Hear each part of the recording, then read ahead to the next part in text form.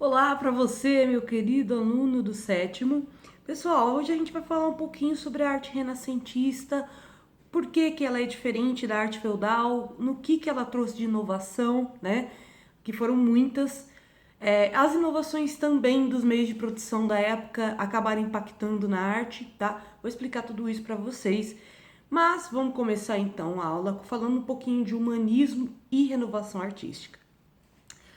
Bom, durante toda a Idade Média, aqueles quadros, aquelas iluminuras que a gente viu, muitos historiadores comentam que algumas iluminuras da Idade Média não retratam exatamente a realidade, porque era uma maneira do artista mostrar através do traço dele, né? E também porque não havia tantas inovações na técnica de pintar, que era uma forma dele mostrar a identidade dele, né?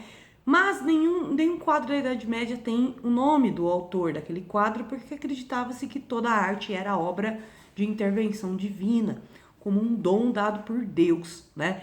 Então acreditava-se tão fortemente nisso que dedicava-se todos os quadros à Igreja Católica, aos conceitos católicos, então o fator religiosidade acabava pesando mais na Idade Média. Então vocês nunca vão ver um quadro da Idade Média que tenha o nome do autor que fez aquele quadro. Isso vai começar a acontecer a partir de agora, no Renascimento, quando se valoriza o humano por trás daquele trabalho e não só a ideia, né, que seria a ideia religiosa, a fé, mas se trata-se de humanizar o pintor, né, e trazer em evidência sua obra, né? Então você vai ter nos quadros da Renascença a rúbrica ou a assinatura do pintor ali.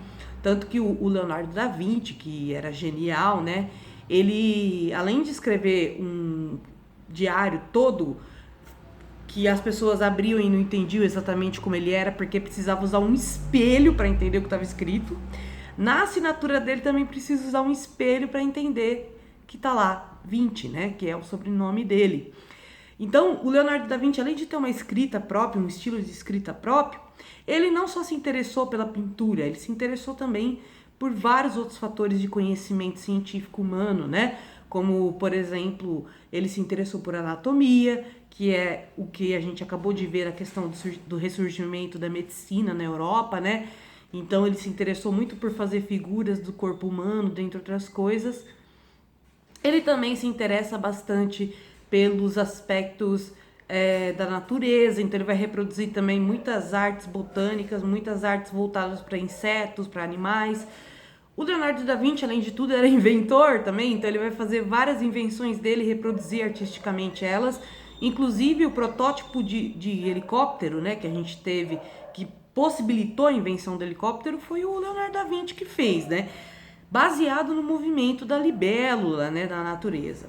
É claro que ele tinha feito de uma maneira diferente, fisicamente falando, o helicóptero seria um pouco diferente, mas não seria muito funcional quanto as adaptações que fizeram posteriormente para fazer, de fato, o helicóptero, né, voar e planar, né?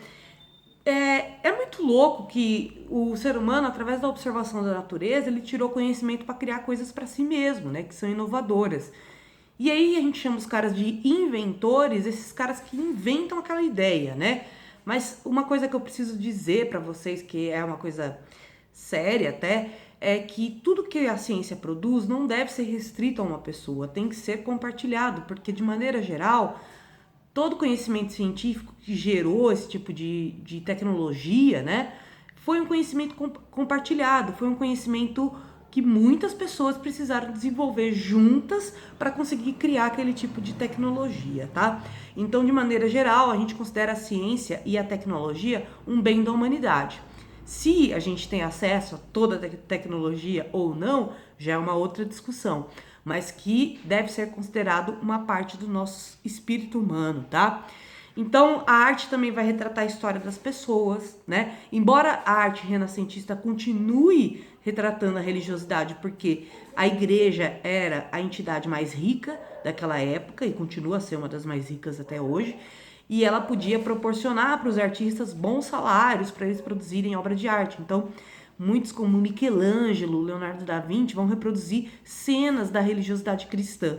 Por outro lado, se a gente vê outros pintores, a gente vai perceber que existe também uma forma de realçar a vida antiga, os deuses antigos, né?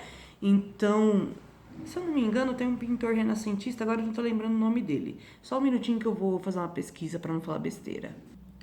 Prontinho, já fiz a minha pesquisa, é o Botticelli, eu queria confirmar. O Botticelli, por exemplo, vai retratar os deuses gregos nas obras dele, né? Tem uma obra dele famosíssima, que é a Primavera, que retrata várias entidades religiosas da religiosidade pagã grega. Então isso é muito subjetivo, a questão religiosa aí no Renascimento, pois alguns vão retratar os deuses antigos, outros vão retratar os cristãos, que são mais novos, né? Isso vai depender muito da demanda que cada artista vai ter.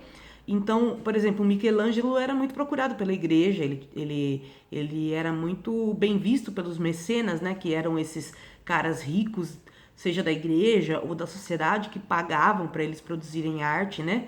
Então, também tem um detalhe muito importante, nenhuma arte sai do nada, eles usavam corpos humanos como referência. Então, a imagem que a gente tem dos santos hoje é a imagem que esses pintores renascentistas tiraram de pessoas comuns, tá? Literalmente, eles pegavam uma pessoa que era próxima a eles ou que era uma pessoa que podia se pagar para ela poder ficar fazendo pose, né, para poder pintar, inspirado nela. Então, a imagem que a gente tem de Maria, de José, a imagem que a gente tem até de Deus, né, nessas pinturas renascentistas, são imagens de pessoas comuns como nós e que foram usadas por esses artistas para serem criadas, tá? É uma coisa muito louca. Quando eu descobri isso, eu fiquei muito encucada, pensando que toda a imagem que eu tenho de vários santos, na verdade, eram pessoas comuns do Renascimento, sabe? E eu digo comuns porque não era qualquer um que vendia a sua imagem. Se você fosse rico, você pagaria para ter um quadro dentro da sua casa, né? Ou, no caso dos reis, para você divulgar em massa a sua imagem.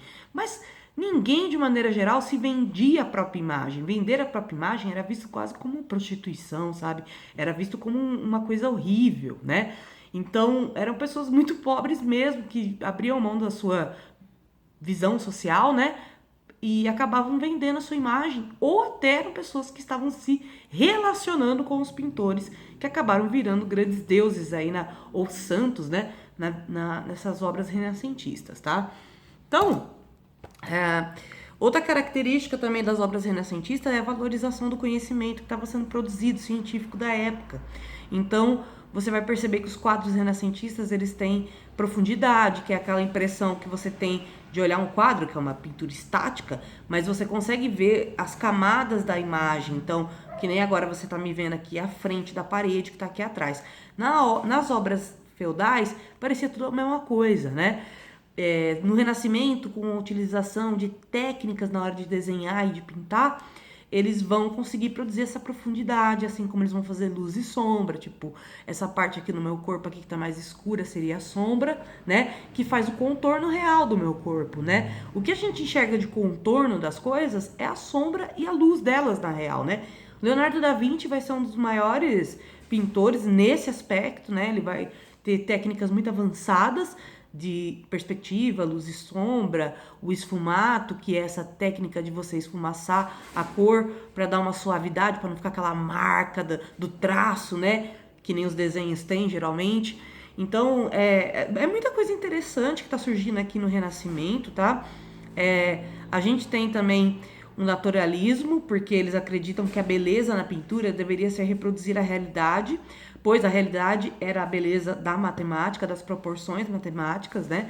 Então, você conseguir captar essa beleza matemática e trazer para a pintura vai ser muito valorizado, que é o naturalismo, essa coisa de trazer para o natural. A perspectiva trata-se de você criar um plano que façam as figuras da pintura parecerem estar em planos diferentes, entende? Como eu falei, o exemplo meu aqui da frente e da parede atrás de mim, né? Então, fazendo uma perspectiva, se você quer me centralizar no centro da pintura, você faz a perspectiva a partir de mim. Se você quer centralizar um objeto, você faz a partir dele, né? É muito difícil para mim explicar isso sem a lousa, gente, porque antes eu desenhava na lousa e fazia, e mostrava os exemplos, e assim, é meio difícil para mim dar essa aula sem poder exemplificar assim para vocês, tá? E o outro fator aí da luz e sombra, então aqui, ó, vocês vão ver pelos detalhes dos olhos da Mona Lisa, que a perspectiva que ele fez o olhar dela faz dar a impressão que ela tá te olhando de qualquer ângulo que você olhar ela. Se você vê o quadro da Mona Lisa, você tem a sensação que ela tá te olhando de qualquer lugar que você tiver, porque a perspectiva dele é muito boa. O esfumato, que é essa técnica de esfumaçar, ó, pode ver que é bem suave aqui, o contraste das cores, tá, galera? O quadro tá amarelado provavelmente porque ele envelheceu, porque não devia ser amarelado desse jeito. Luz e sombra, né? Pode perceber que aqui em cima do olho é mais claro, realçado como é na realidade mesmo. Aí nessa parte de cima é um pouco mais escurecido, né? Da Mona Lisa. Bem como os contornos do nariz ele faz pelo contraste de luz e sombra. Você não tem aquela coisa do desenho que fica aquele traço marcado. Você cria uma coisa mais natural, né? Então, isso aqui é a perspectiva, ó, galera, tá vendo? Ó? Você cria um ponto central da pintura e a partir dele você cria uma espécie de geometria matemática para organizar a pintura e conseguir pôr um objeto central, né? Que no caso, mas à frente do objeto central estão, né, pessoas ligadas à Igreja Católica da época, tá? Esse aqui é a pintura do Rafael, tá bom? Rafael Sanzio. Aqui é a primavera, nem sabia que tinha na apostila de vocês e mencionei. Essa é a pintura que eu estava mencionando do Botticelli, que retrata as entidades da Grécia e Roma Antiga, tá? Aqui, ó, por exemplo, é o deus Hermes. Poderia fazer essa interpretação da pintura de maneira mais detalhada se eu estivesse por perto de vocês.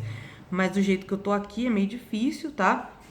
Mas basicamente a gente tem as entidades da Roma Antiga, Mercúrio, as três graças, Vênus, o Cupido, Flora, Clóris e o Zéfiro, que era o deus do vento da época, tá? Que é esse deus meio azulado aí do lado deles, tá? E por último, então, vocês vão ter que fazer posteriormente essa atividade para mim da aula, mas por enquanto que vocês não vão fazer, vocês vão pegar e fazer um trabalho para mim sobre as invenções do Leonardo da Vinci. Vocês vão pesquisar as invenções do Leonardo da Vinci e vão reproduzir. Se vocês quiserem desenhar no trabalho, eu vou gostar mais ainda, porque vocês sabem que eu gosto que vocês desenhem também. Então, é isso, meus queridos. Fica aí a atividade para vocês. Espero que vocês estejam bem. Um beijo e fiquem com Mercúrio.